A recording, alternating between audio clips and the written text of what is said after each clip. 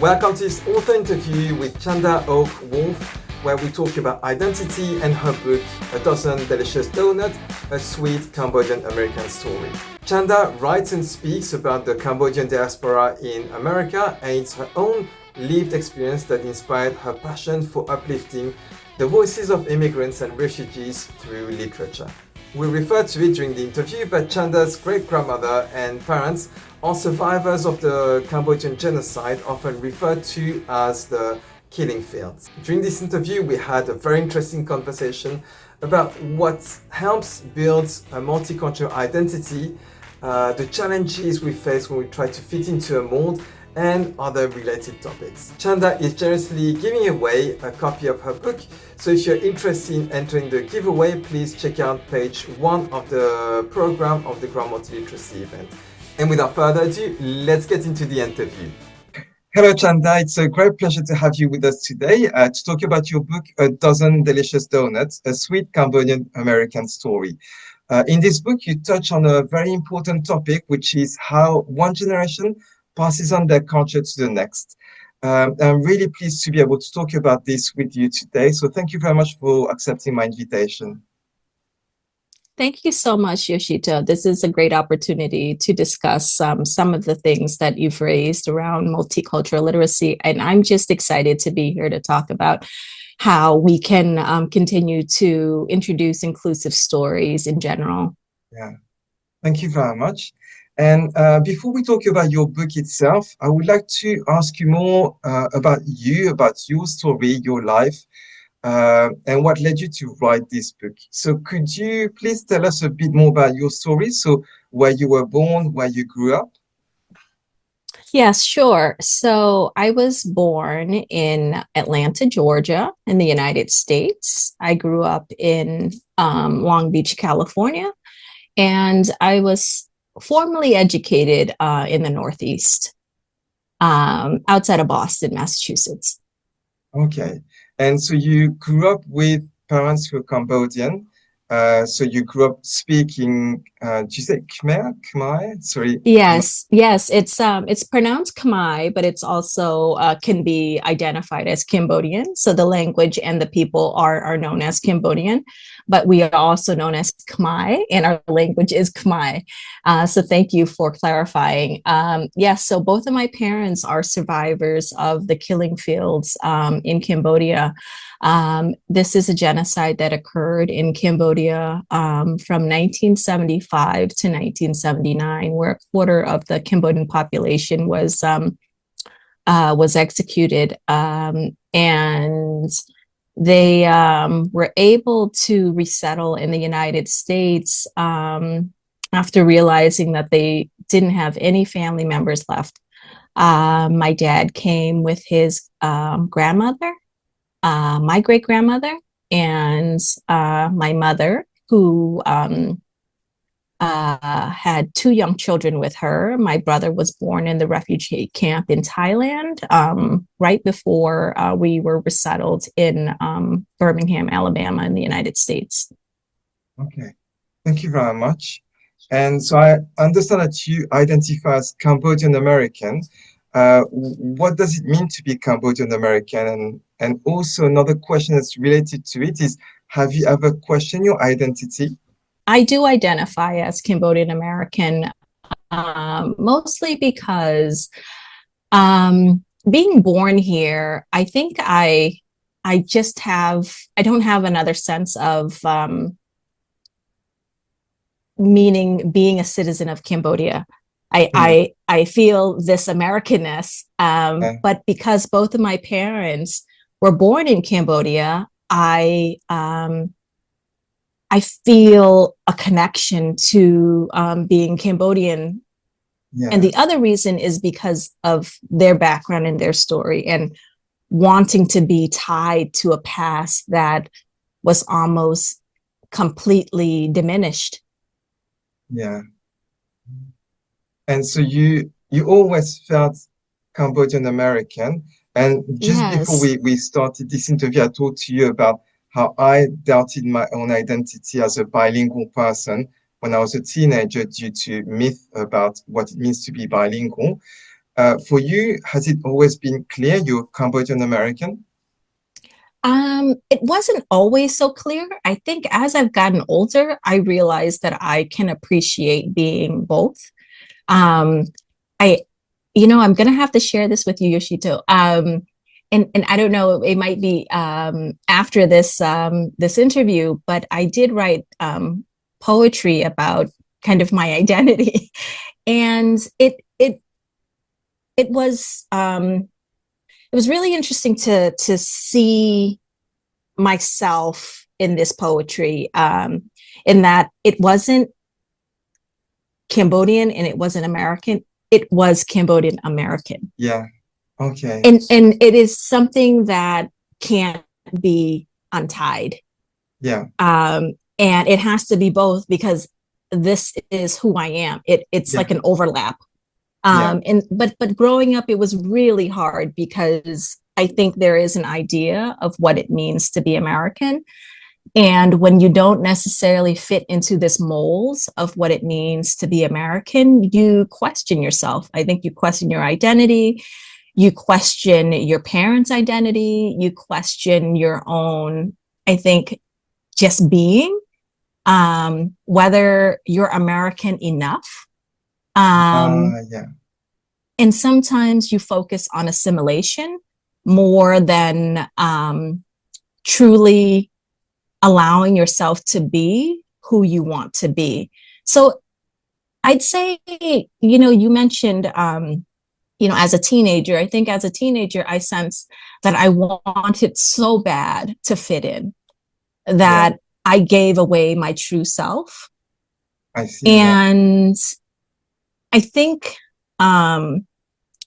this story is in some ways a reflection of that.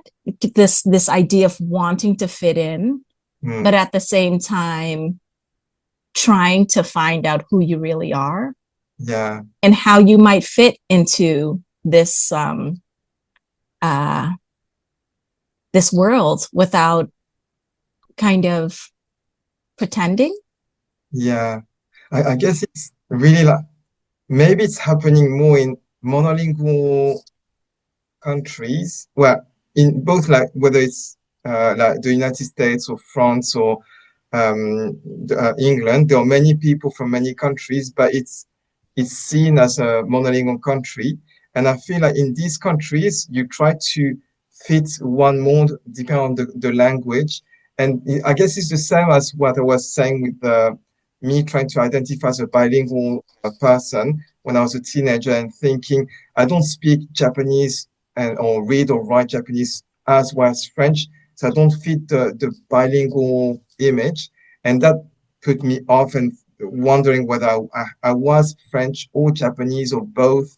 And I guess it's the same that you're doing is we try to fit a mold that exists, but we don't see ourselves there perfectly. And I guess as we grow up, we understand that our mold is what we make out of it, like our identity.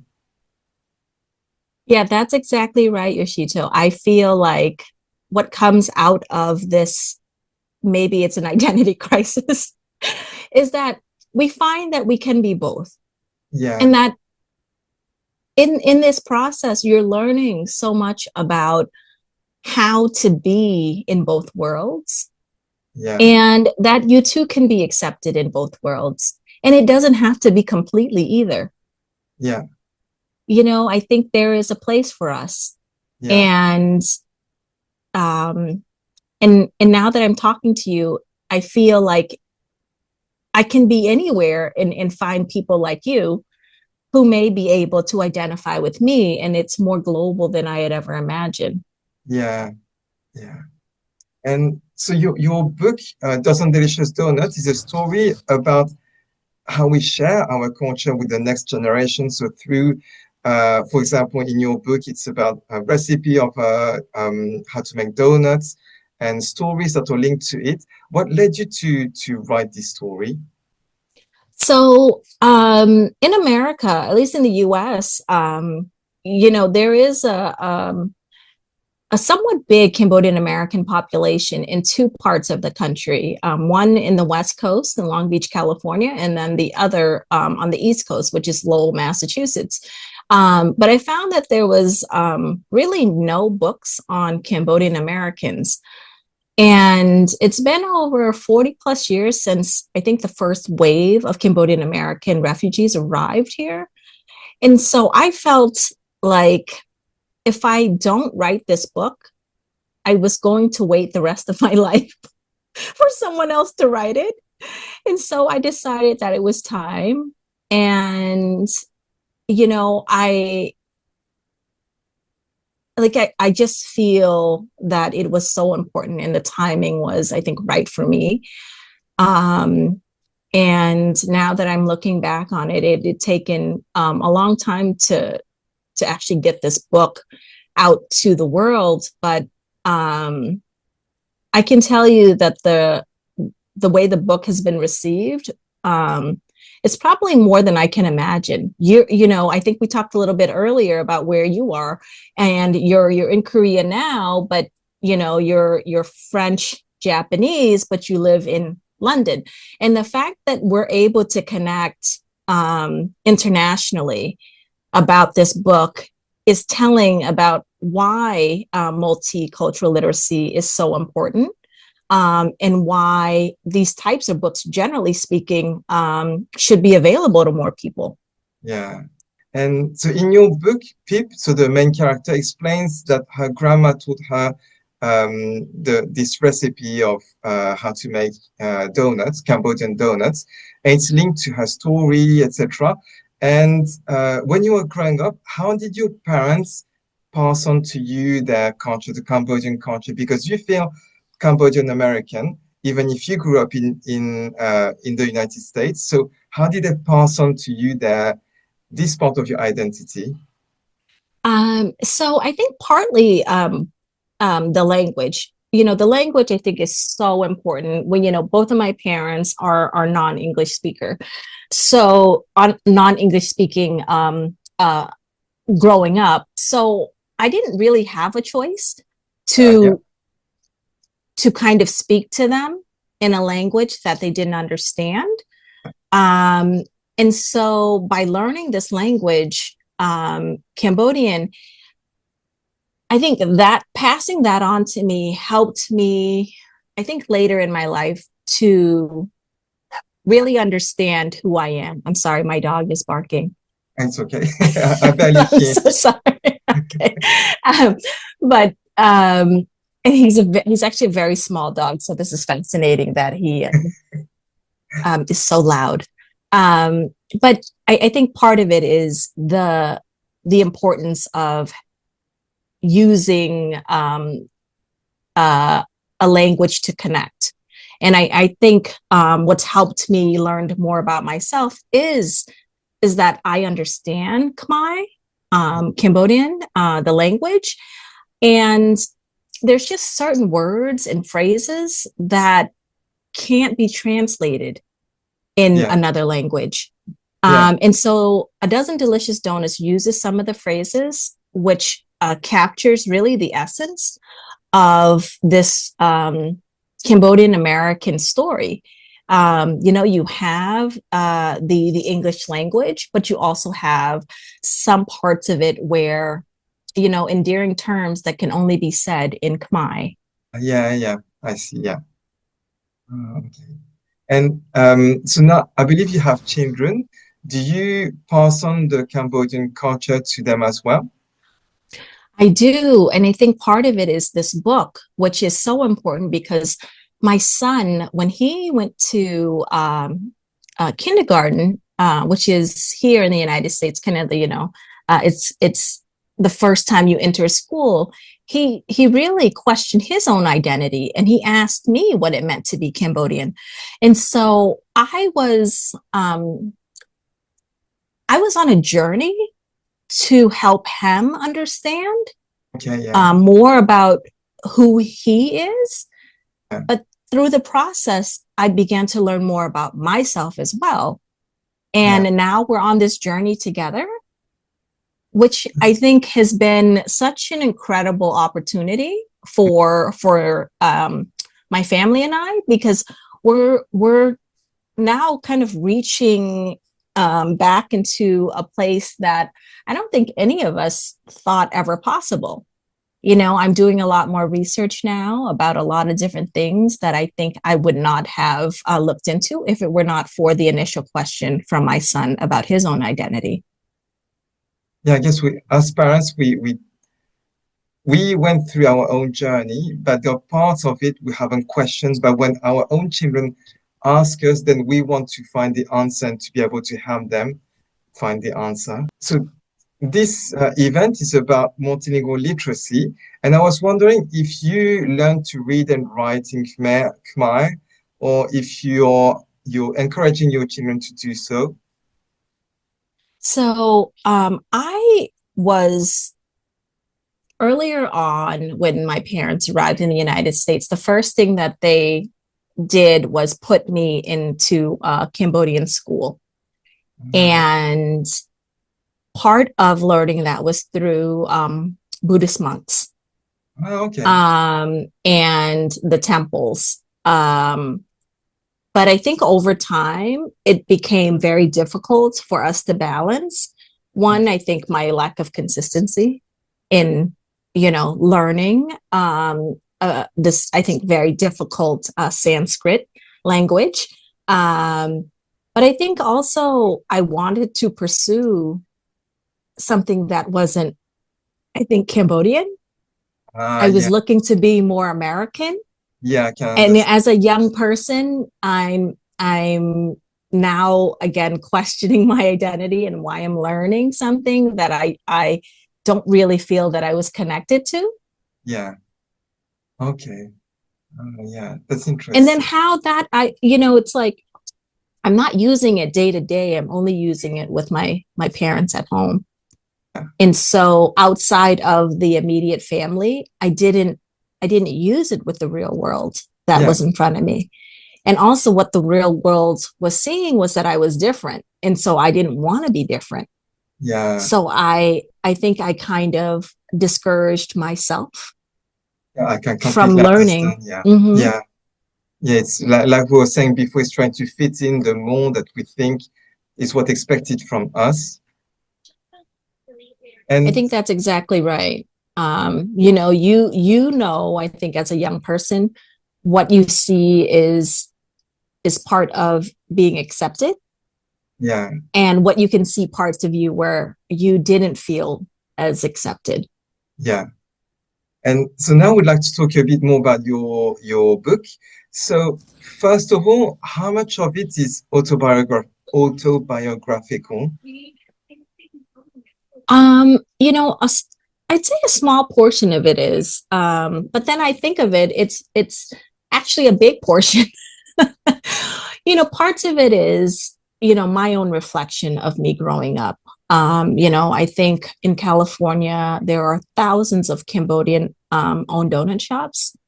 And I think everyone, at least in my upbringing in California, knew someone who worked in a donut shop, knew someone who owned a donut shop, knew someone who had a cousin, an aunt, or uncle affiliated with a donut shop. So it was just so much a part of who I am. And it continues to be a part of who I am, because this is kind of the social mobility aspect of being in the US. It was an economic factor.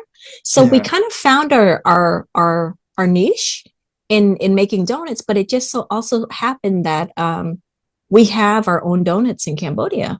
That was such a good reference for us to, I think, began to own donut shops in America, because we felt connected to donuts already. Yeah, I guess it's something you can be proud of as well. Like even as children, you see that like people enjoy these Cambodian donuts. So it's something that's Cambodian, but American people as well enjoy, and you can generate some pride. Yeah, I think it's a combination. When we were talking about how do you feel accepted? And I felt like when Cambodians began to own donut shops, I think what made us feel American was like, what could be more American than donuts? Yeah. You know, and we Cambodians are making the donuts. Yeah. So it was such a, I think, great way to marry these two cultures, right? Initially feeling like you were not as connected to feeling incredibly connected. Yeah. I guess it's a great metaphor of being Cambodian American is marrying both of them. And Yes. And so, you know, donuts, if you, someone asked me, and I think you will find this funny, was that, uh, you know, do you prefer Dunkin' Donuts or another chain like Krispy Kremes, two very popular kind of donut conglomerates in the US? And then I thought to myself, I was like, well, I wouldn't touch a donut that has been made by a Cambodian American. oh, really? So so no to both. Uh, yeah. So you know it's such a fascinating thing. So if you're ever in, let's say, the Los Angeles area, you have to try a Cambodian American I owned have. donut shop because it's like the donuts they make, it's Americanized style too, but Yeah. it is just incredible how far we've come. Yeah. And I guess for the people who are not close to a Cambodian donut shop, you put the recipe at the end of your book. So I guess people can also Yes, try to. yes. And the traditional Cambodian donuts here are like actually the texture is like mochi. Oh, okay. So Ah, you know, it's like I think due to the fact that um you know, our culture, what they had at a certain time, right? So if you look at what is in the recipe, it's rice flour, it's sesame seeds, it's palm sugar, it's uh coconut milk. yeah. So those are the things that you had at a certain time, Yeah. right? And so I was raised by my great grandmother who came with my father to the US and she had survived. But she was born in 1903 Okay. and, you know, lived to 110. Oh, wow. So it really helped me to kind of get a sense of who I am. Yeah. Ah. And we talked quite a lot about your book, and I guess the message of your book. If you had to summarize it, what is or what are the messages you wanted to pass on to the readers of this book? So I would say, you know, I think we all struggle with our identity. Um, I do hope that this book helps people to realize that um, there's more to you than what you know of yourself Yeah, at a certain time. that's true. Yeah, I hope that people will be open to digging deeper yeah, into finding their true self. yeah, And I think that true self is ultimately where you find your happiness. yeah. Thank you. And I really enjoyed your book, and I'm sure the people who are watching this interview are curious about your book. Would you be able to read part of it to give us a little insight? And I, Yes, of course. I'm going to read from the beginning and I'll just give you a snippet. yeah, Um, I'm Pip, an 8-year-old Cambodian-American girl. I was born in the United States after my parents made a long and difficult journey from Phnom Penh, Cambodia to Los Angeles, California. Everyone in my family, including my 3 sisters, loves donuts. On Saturdays, Mama buys them and brings them home in a bright pink box. Did you know there are more than 1,000 Cambodian-owned donut shops in Southern California? Mama asked as she unboxes the donuts. Knowing this gives me a good idea. Yesterday at school, my teacher announced the annual baking contest. The bake-off would take place in a week. Get ready, she said. Your homework is to let me know what you'll be sharing at the bake-off. So here is what I'll bake. Donuts, homemade from the recipe Grandma brought from Cambodia. Thank you very much. It's really a beautiful story. And yeah, I'm really glad you accepted my invitation to this event, and I hope it gives people a chance to have a look at it and to reflect on what it means to be like from two different cultures. I hope you enjoyed this interview as much as I did. If you want to learn more about Chanda's work, her book, or want a chance to win a copy of it, I'll let you check all the details in the program that's linked in the description below. And if you're interested in multilingual literacy, I also invite you to follow the rest of the event as well as the interviews from previous years.